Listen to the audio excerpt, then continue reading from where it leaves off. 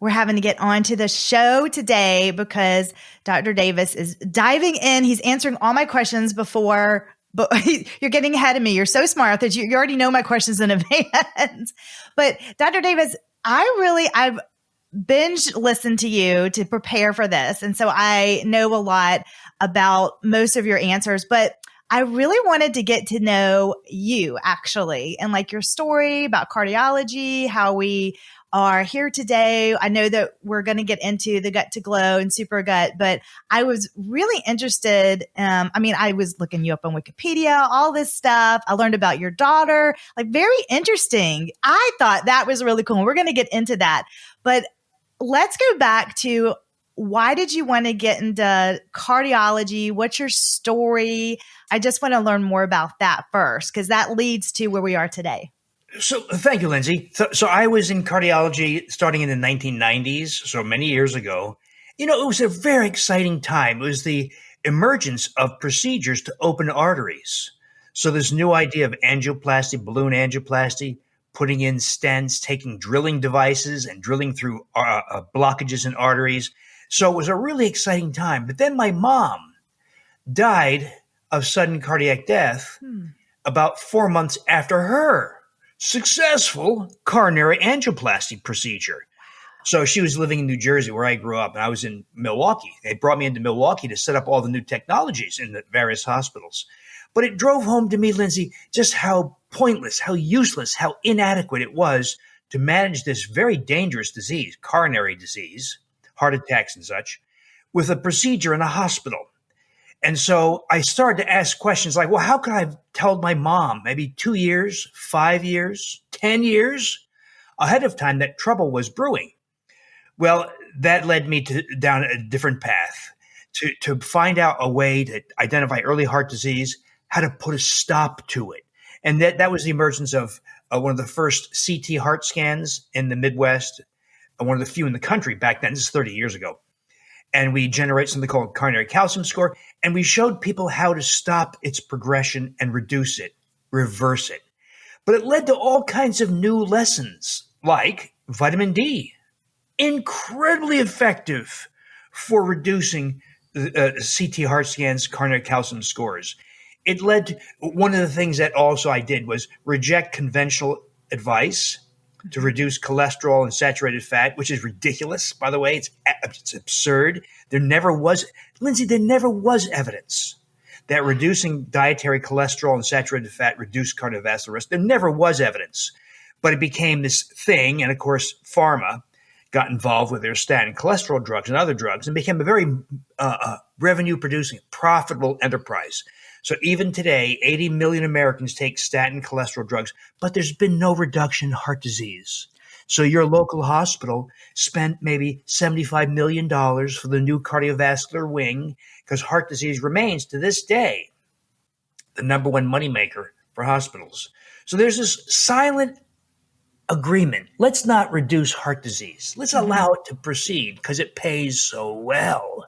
But knowing that, that's where I trained. I had education and training 17 years to do interventional cardiology, only to finally realize it was ridiculous and that there are better ways to do things. It led me down all these other paths, Lindsay, on how to restore health, how to lose weight effectively, how to become younger, how to have more youthful skin. But it all started with rejecting conventional advice.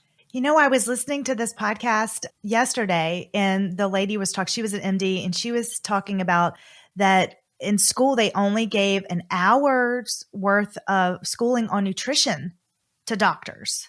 And it could be, a different amount for different types of fields. But did you find that your nutrition just you didn't have that much schooling in nutrition when you went to cardiology school? Yeah, healthcare is not designed to make you healthy. Right. It's designed to maximize revenue. True. Yes. For the healthcare system. Yeah. And so this is sad, Lindsay. It shouldn't be this way. If you want to be healthy, the last person to consult is the doctor. He or she has no idea. If you said, "Hey, let's just say I'm 60 years old. Let's just say, I want to be younger, stronger, more youthful. I want to have smooth skin, youthful musculature, my arms and shoulders and thighs. I want to be able to run upstairs, two stairs at a time. How do I do this? Oh, I don't know. Here's a prescription for Lipitor. Right. They have no idea how to restore health. If you say I have irritable bowel syndrome, how do I get rid of it? Well, here's a drug to reduce spasm. They don't know how to restore health. They only know how to generate procedures and pharmaceuticals for profit, for revenue generation. And it shouldn't be this way. Doctors should be expert, as you point out, in nutrition, but they can't be because they didn't get any of the education in medical school nor in training.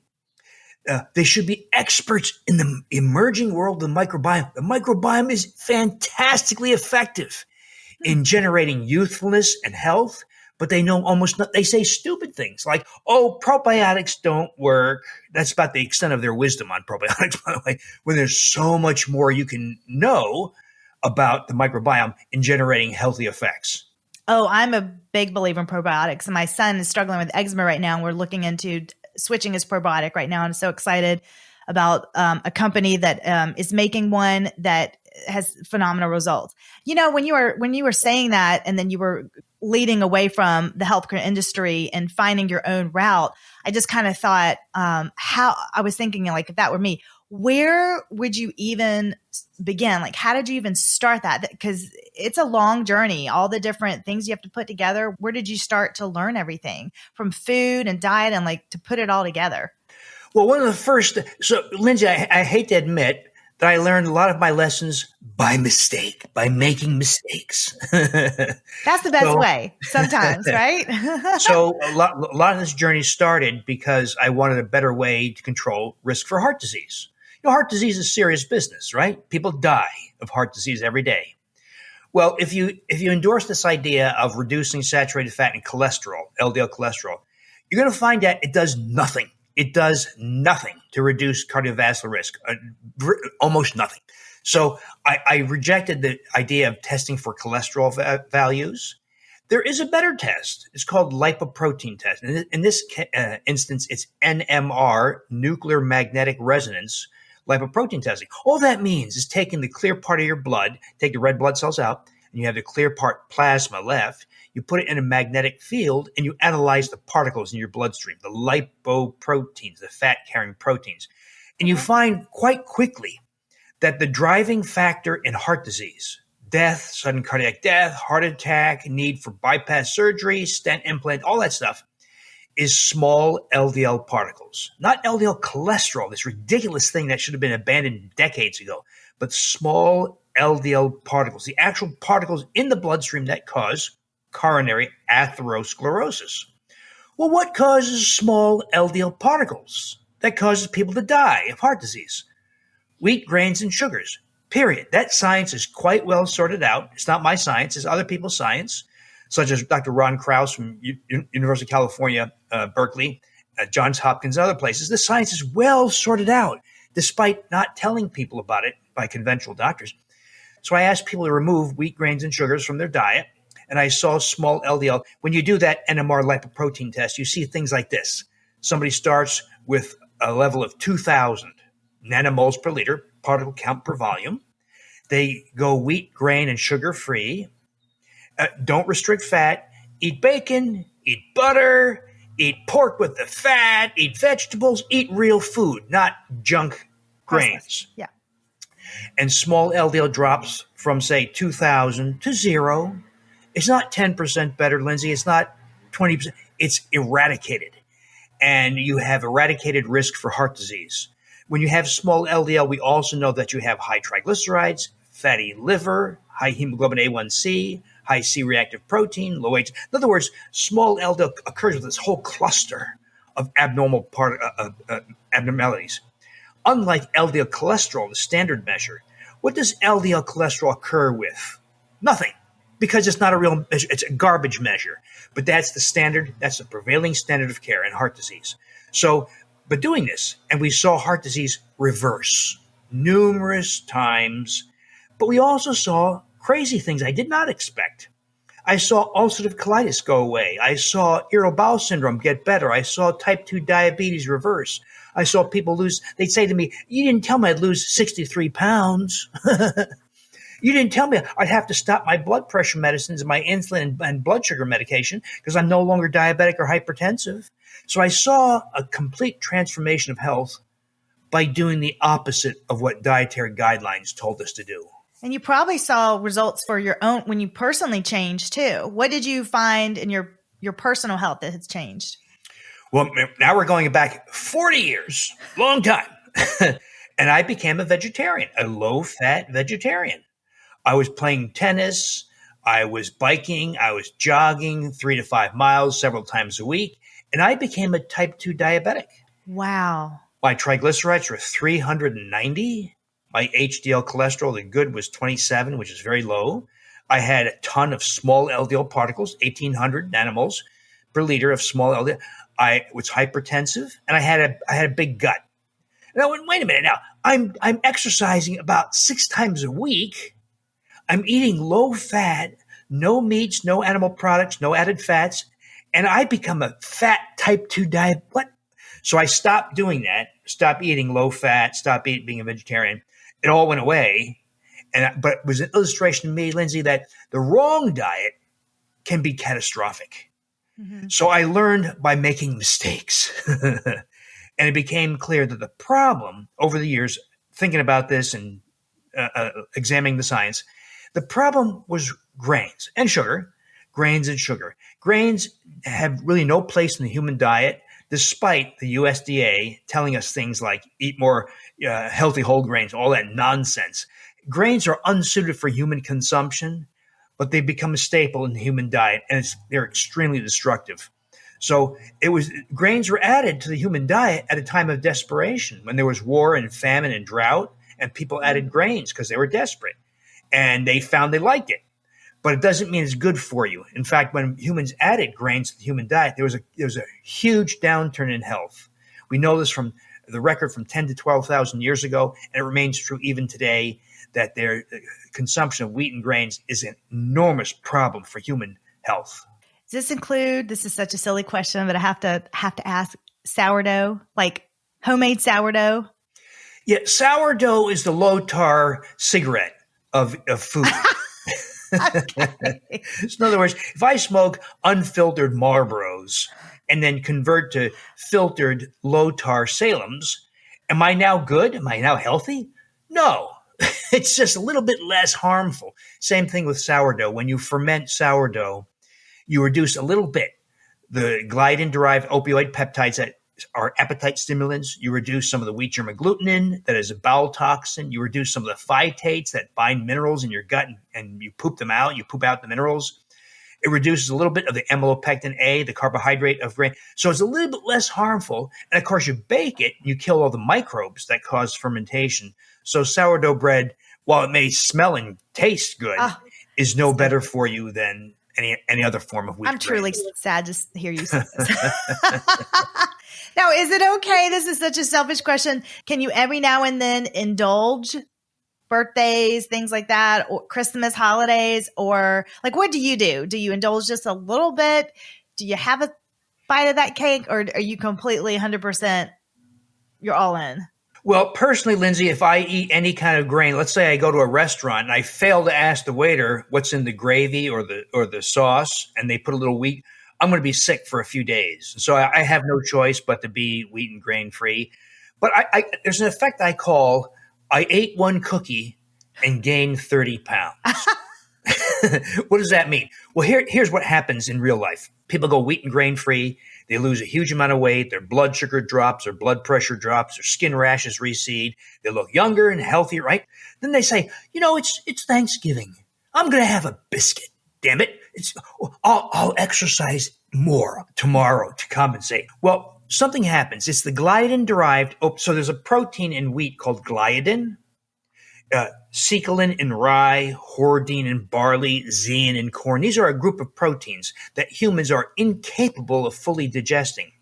And they're broken down not into a single amino acids like other proteins, but into peptides, 4 or 5 amino acid long peptides. So gliadin-derived opioid peptides go to your brain and stimulate appetite. So you have that one biscuit or that hors d'oeuvre at the office party, whatever. And it sets in motion insatiable appetite, Yeah. and you can't stop. And so what often happens is people say, I'm grain-free. I've had all these wonderful effects. I had that biscuit or pretzel or whatever, and it amplified appetite, it ignited appetite. I couldn't stop, and I gained 30 pounds in a month. This happens all the time. Yeah. So in other words, it sets in motion this insatiable appetite effect that most people can't stop. And so I tell people, now, it doesn't mean you can't have pizza. It doesn't mean you can't have a biscuit or muffins or cake or a pie.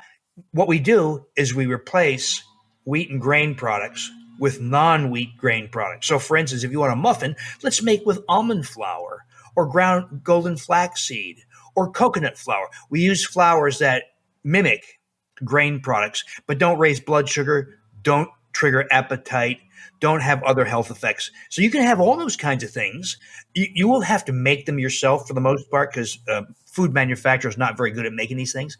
So we make them ourselves, but you can have all those things. I'm hoping that the restaurants as this gets out more and more, hopefully in 5 years, we'll just have even more options. And it's so funny. When you said a biscuit at Thanksgiving, I'm like, I live in the South. It's not just the biscuit. We got sweet tea, sweet potato casserole, mac and cheese. Like the entire spread is just a big gluten fest. Wheat gluten fest. And of course, Lindsay, all you and I have to do, all your listeners have to do is go to Walmart and see the effect of what has happened. The fattest, most unhealthy population on the planet ever since our species populated the earth. So because big food manufacturers are predatory. They're exploitative. They love that you can't control yourself. That's the reason why I believe that they put wheat and related grain products in all foods, because of the appetite stimulating effect. Yeah, I make most of my own food now. And then to see these little tabs on your book, those are recipes. And I'm excited to try those. You have some delicious recipes in there. And I'm an endometriosis survivor, and my acupuncturist has taken me off of, dairy and gluten. So I usually have to make most of my own food. So I wanted to ask you about, I have a few questions. So when you started this journey, and this is years ago. So you even nowadays we have a lot of options to even have our foods delivered, like Thrive Market and stuff. How did you begin this? Were you a cardiologist at that time when you changed your diet? So did you have to go home, make your food at night? Did you have a chef? Did your wife make it?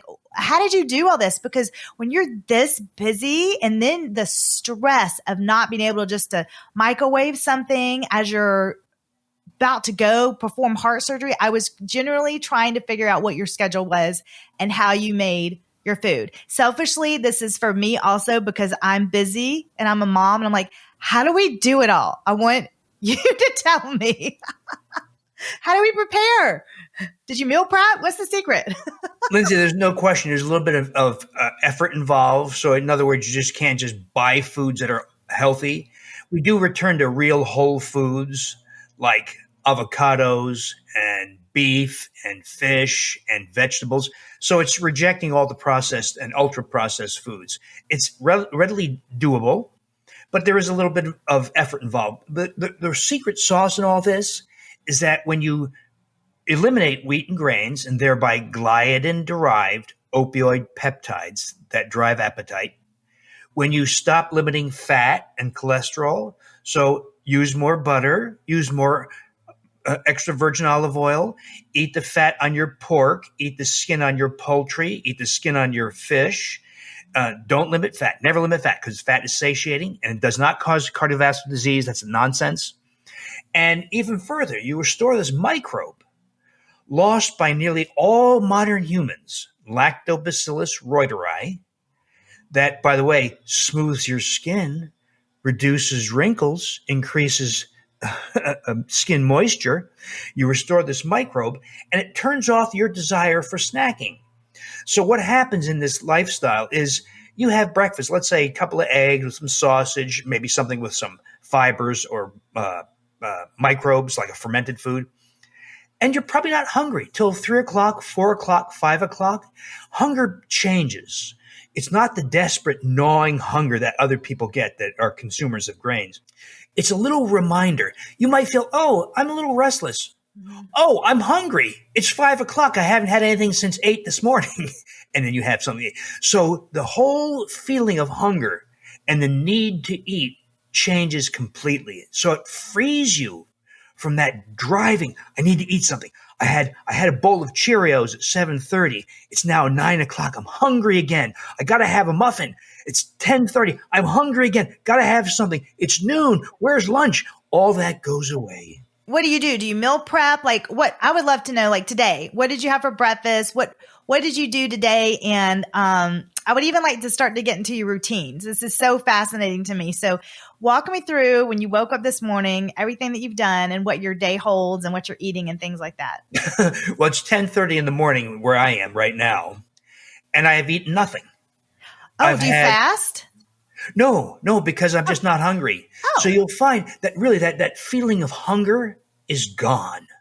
So it's 10:30. I've had a couple of cups of coffee in preparation for talking to you, and I'll probably eat something around noon. Huh.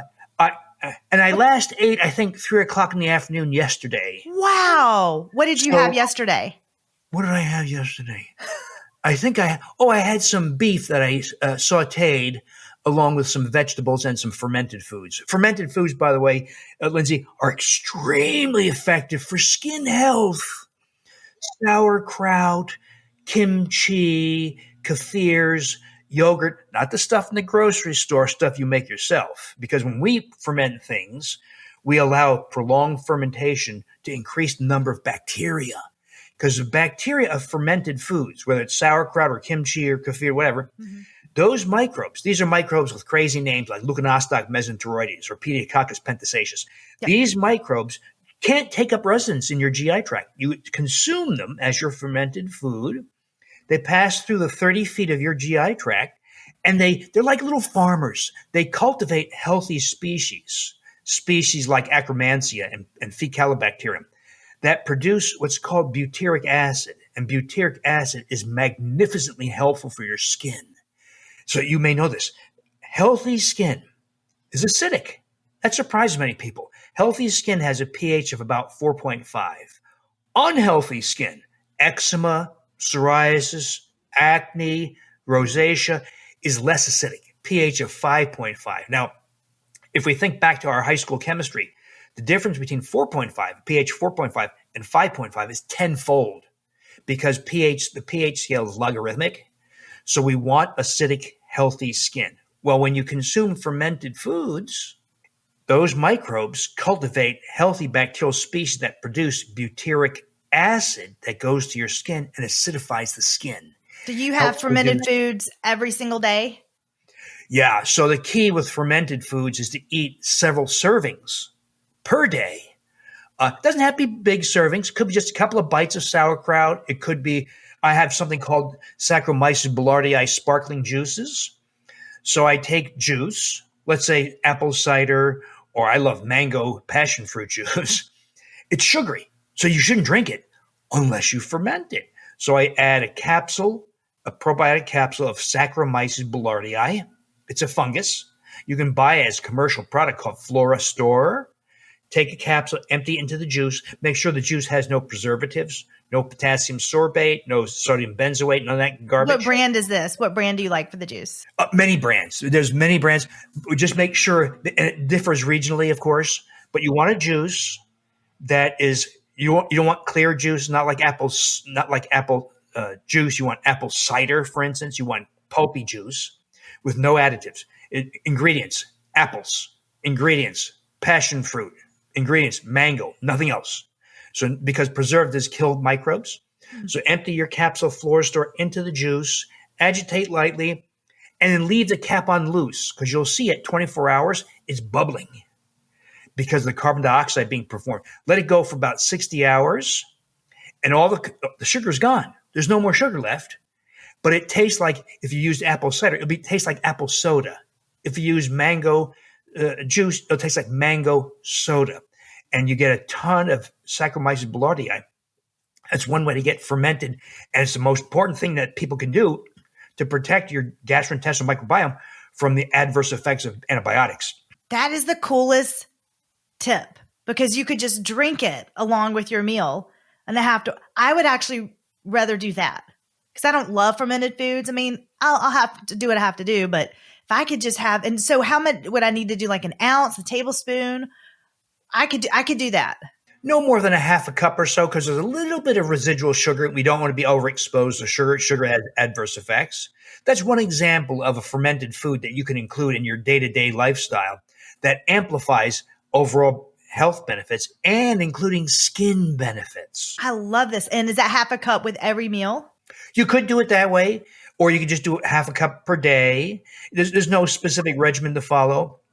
But the key is to include fermented foods, whether it's sauerkraut or the Saccharomyces boulardii fermented juices or kimchi or fermented pickles. And these things you can do on your kitchen counters very easily. There's a few things to know. You have to use filtered water, can't have chlorine in it. You have to use non-iodized salt because iodine. So all the things that are antimicrobial. But it's very easy. It's very inexpensive. And you can do it on your kitchen counter. And you do that.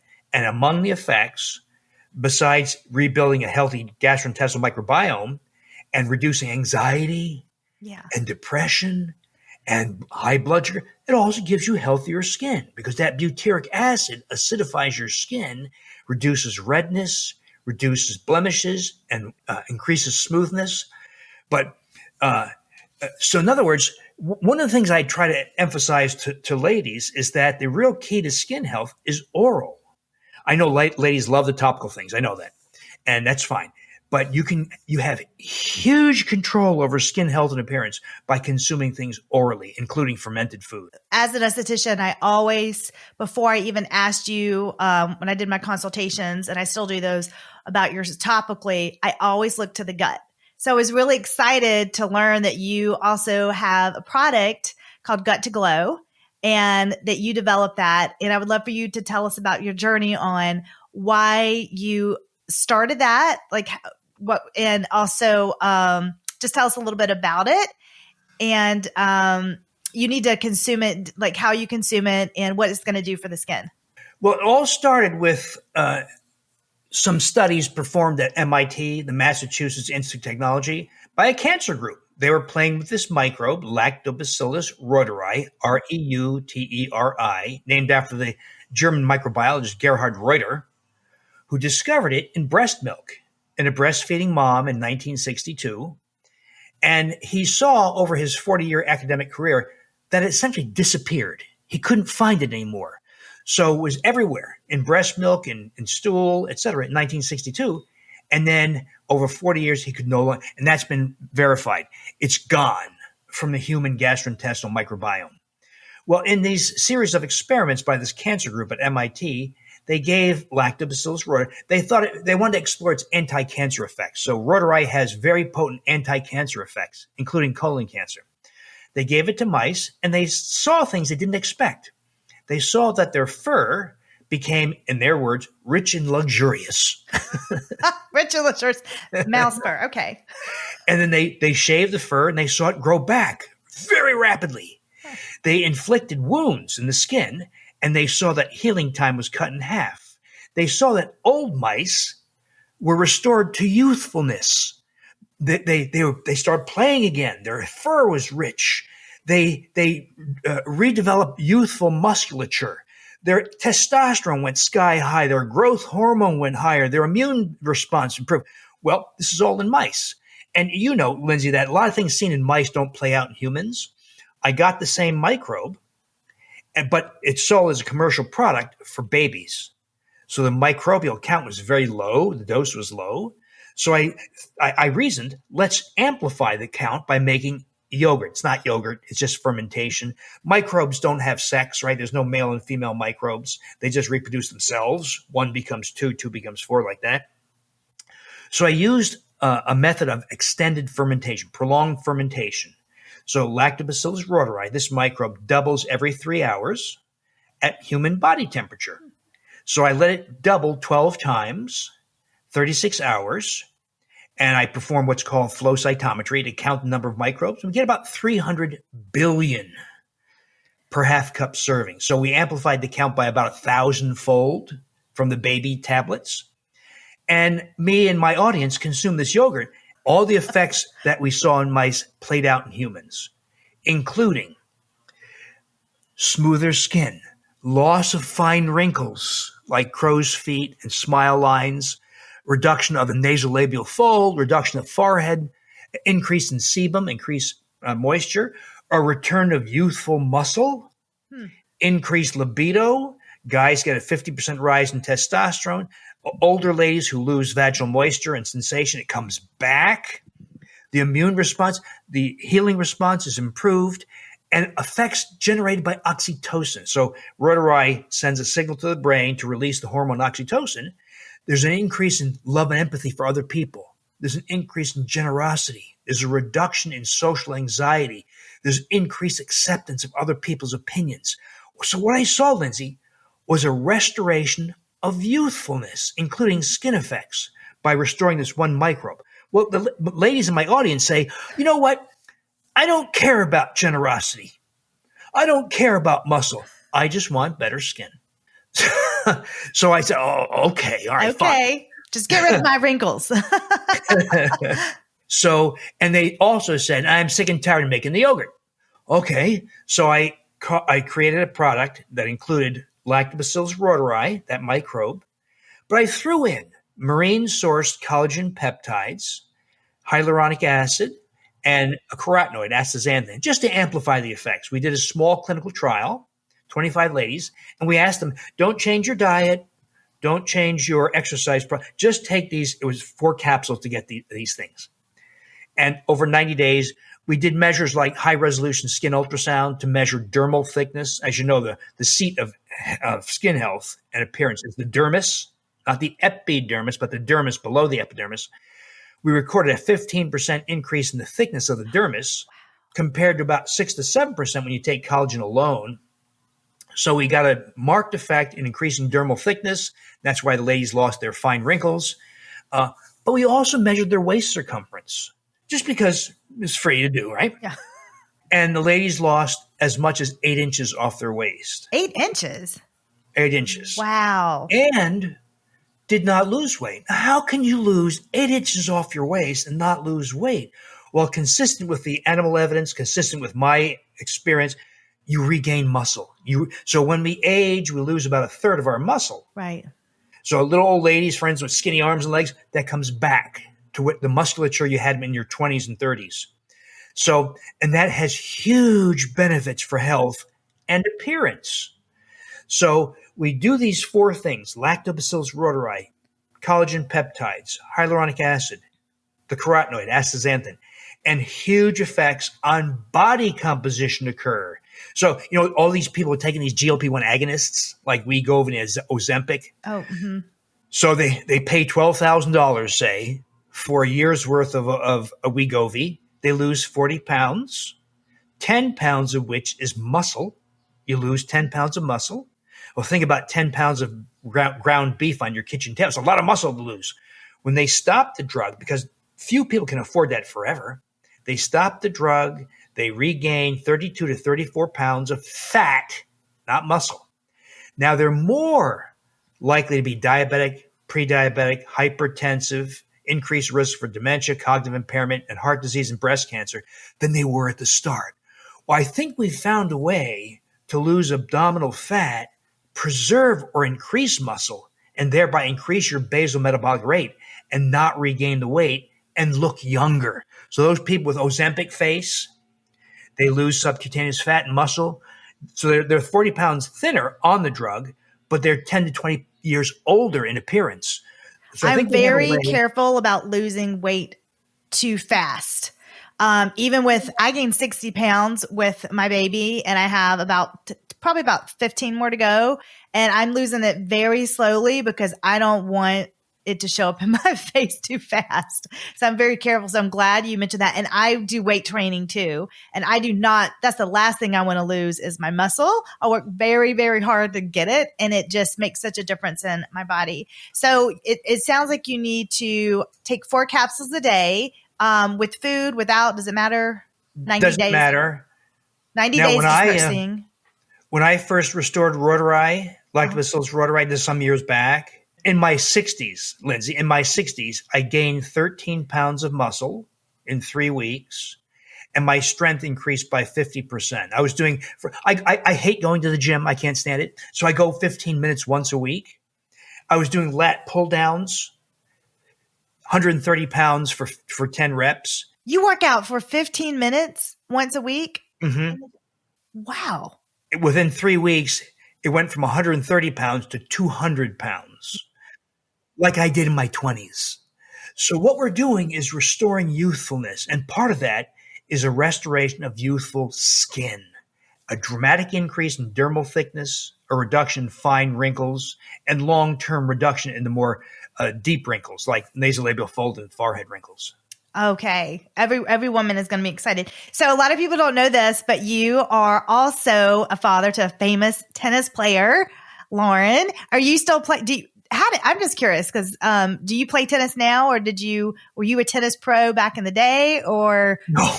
No. My daughter's an exception. She's very gifted. She's having a hard time, by the way. She's had some injuries. The WTA did something very odd recently. They exchanged. Nobody knew this, that women's balls, tennis balls, are different than the balls men play with. Oh, I didn't know that. Yeah, I didn't know that either. My daughter didn't know that. A lot of the players didn't know that. And the WTA replaced the lighter women's balls with the heavier men's balls, and a bunch of the players had injuries from that. Wow. And my daughter likewise hurt her shoulder. She had to take 6 months off. So she's making a comeback. She's in Paris right now. She's played Wimbledon, French Open. I mean, I looked her up. I'm like, wow, very impressive.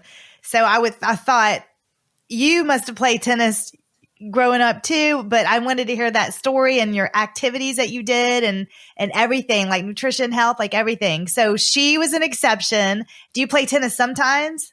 Rarely. It's her mom. She got her talent from her mom, not from me. Oh my goodness. So with your exercise, so you do 15 minutes once a week in the gym. And then what else do you like to do? Walks in parks, biking, just every day. I'm not a big fan of strenuous exercise, so I just do light things. I recently moved to suburban Chicago, but when I had a big house in Milwaukee, yard work. So nothing magical, Lindsay, just everyday things. And then for your skin, I like to because I think everything, it all plays together. With your skin, besides taking Gut and Glow and besides your diet, what is your skincare routine? What do you do? Do you add any beauty tools, devices like LED lights, derma rolling, anything like that? Well, I'm a guy, and I appreciate that when I talk to ladies, they know a ton about skin that guys typically don't know. They don't know about red light and dermabrasion and all those kinds of things. So I have to admit to you, Lindsay, I do nothing. Dr. Davis, I'm an esthetician. My husband lives here in the house. I can barely if he has a blemish, I can barely put anything on the blemish. Like I can't do anything. It's actually really hard. So I hear you when you say that. But it has taught me, Lindsay, a bunch of new lessons. For instance, ladies, of course, know all about hyaluronic acid serums. They'll put it, for instance, around their eyes to lose their crow's feet. And it does work. It does help. But the real magic of hyaluronic acid is taken orally. Now, because we've been told cut your fat and saturated fat and cholesterol, most modern people have abandoned consumption of organ meats like brain and heart and tongue and stomach. Well, those are foods rich in collagen and hyaluronic acid. So you could go back to consuming organ meats, but most people say, oh, yuck, I can't do that. But when you consume hyaluronic acid orally, so I ask ladies, if you put the hyaluronic acid serum around your eyes, what did that do for the skin on your neck or thighs or abdomen? Nothing.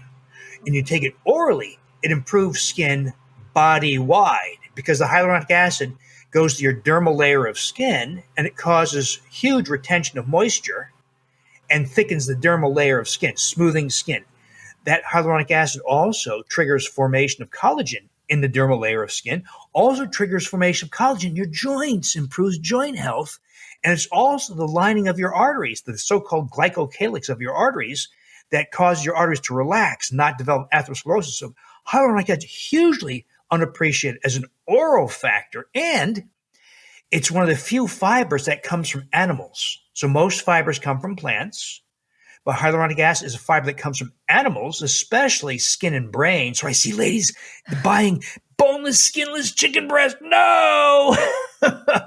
Get the stuff with the skin on it, get hyaluronic acid, and improve skin. And because it's a fiber, it nourishes very important microbes in your GI, in your gastrointestinal tract that, like fermented foods, cause the production of butyric acid that acidifies the skin. So hyaluronic acid, for a bunch of reasons, is hugely beneficial for skin when consumed orally. And it's dirt cheap. You can pay tons of money for hyaluronic acid serums. You can pay almost nothing for hyaluronic acid as a supplement or as a powder. I embarrassingly get skinless chicken breast. So when you said that, I was like, wait, what? I thought that it was bad to eat the skin. See, there's so many misconceptions in the world of nutrition. I thought that was not good. It's delicious. So, okay, so I need to go ahead and start getting it with the skin back on. Yeah, so it's part of the whole rejection of the low-fat message. So have more butter. If you have pork, eat the fat. Never buy lean ground meat, buy full-fat ground meat. Use more olive oil. There never was evidence, Lindsay, to show that reducing saturated fat and cholesterol reduce heart disease risk. That's nonsense. I have just learned so much from talking to you. I did have a question about the gut to glow. Are there any contraindications for anybody with taking that? No. So what we're doing, we're restoring things that we have lost. So we're restoring this microbe you've lost, Lactobacillus reuteri, because you don't want to eat brain and tongue and heart. I do not want to eat that. No, thank you. I'm not going to. I will do the mango juice, but I'm not eating the brain, tongue, and heart. So most people say the same thing. So we're going to get it as collagen peptides, as hyaluronic acid. And because a lot of people rely on processed or ultra processed foods or drive-through food or food delivery. When you have food delivered to you and you didn't see how it was made, is it organic? Was it made in corn oil? You know nothing about the food. And one of the problems with that is the lack of carotenoids like beta-carotene, lutein, zeaxanthin, cryptoxanthin, astaxanthin, all 600 carotenoids lacking in the modern diet.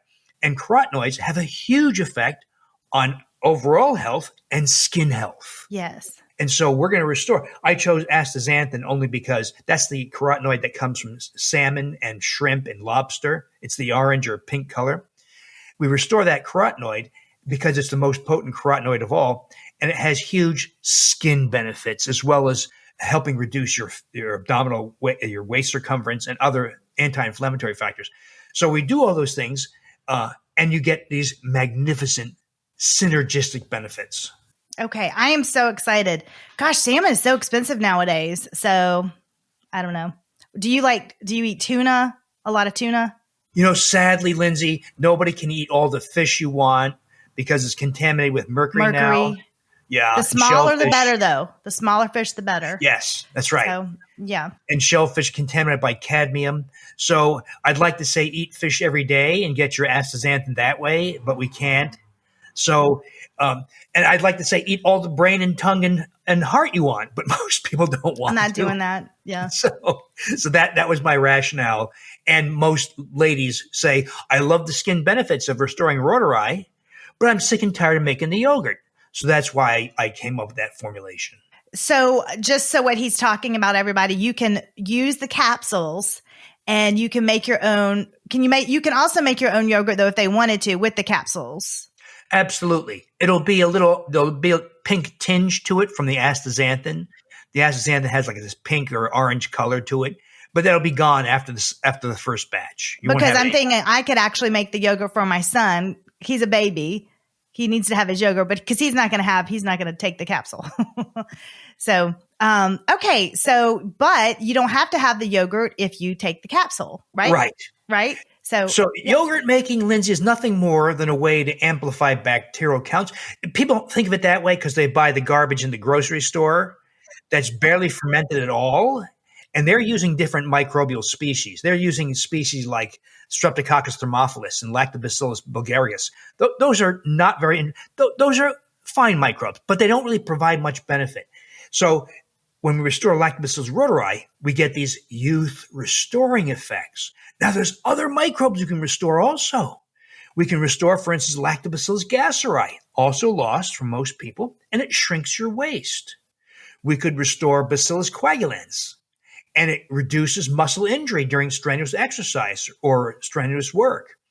We can restore Bifidobacterium infantis in a baby, and it has less likely to develop asthma, obesity, type 2 diabetes, and has better neurological maturation so that it has a higher IQ. This is so exciting. So the reuteri, that I did not know that was the particular strand that we needed to really pay attention to. And I have a few skincare clients, because I still do skin consultations, that I'm excited to share with them this Gut to Glow and let them know, okay, hang in there, because you need to probably give it 90 days, right, to have the full benefits. Is that about a good time frame, do you think? And when should you start to see a little bit of results? Subtle, well, it depends on what you're looking at. So one of the things I struggle with personally is terrible insomnia. Terrible. Struggle for decades, taking melatonin and tryptophan. Okay. Well, so fragmented, terrible sleep. I take the reuteri. I sleep 9 hours straight through, no awakenings. So that develops within a few days. Oh, wow. The increase in libido develops in the first few days. The loss of wrinkles takes more time. You can start to see it in fine wrinkles in 4 weeks, more so at 12 weeks, 3 months. The increase in muscle takes about 4 weeks. So it all differs depending what you're looking at, but it all happens pretty quickly. It's not like years and years. It's weeks to months. Yeah, I like to have an estimate, because a woman wants the results in an hour. And so we have to be realistic. So I say, okay, here's my tip on that. If you want wrinkle reductions in 2 to 3 days, use a silicone patch. That's going to help you. A medical grade silicone patch is going to help that immediate, because they want to see it immediately. But then you need the long-term, help as well. So that's my tip for that.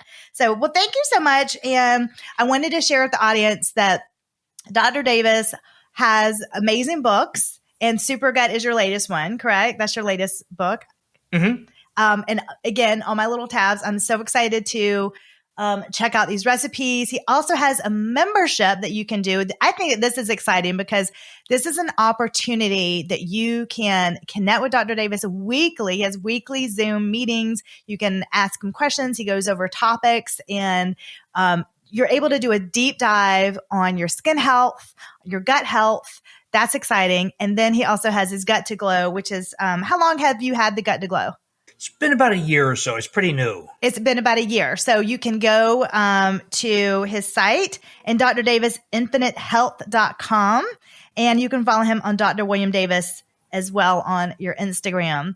So, well, thank you so much, Dr. Davis. It was a pleasure speaking with you, and I cannot wait to hopefully talk to you again soon. And I'm about to go get some chicken with skin on it and make some mango fermented juice and take some Gut to Glow. Thank you, Lindsay. The pleasure is mine. Thank you so much. Well, I really hope that you enjoyed that episode with Dr. Davis. How valuable was that? And who else is going to make that mango drink right now? Okay, hands up. I personally am really excited about that. I'm glad I have that tip to know about.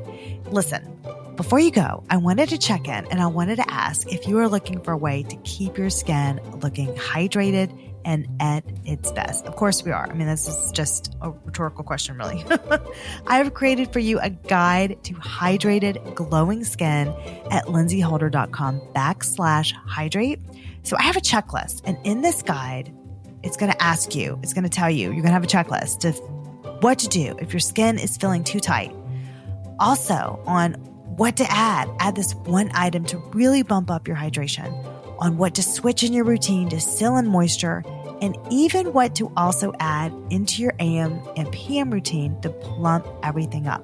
I've done all this work. It is there for you. You need to go grab this guide. It's so easy. It's a checklist. You're going to be able to really make some adjustments to get everything hydrated. So please do not let dehydration dull your complexion. I am here to help. So easy. Download my free hydration guide today at lindsayholder.com/hydrate and start enjoying the benefits of well-hydrated, glowing skin. Your skin is going to thank you. I promise. You're going to love it. That's lindsayholder.com/hydrate. And thanks for tuning in. I'll see you next week. Bye.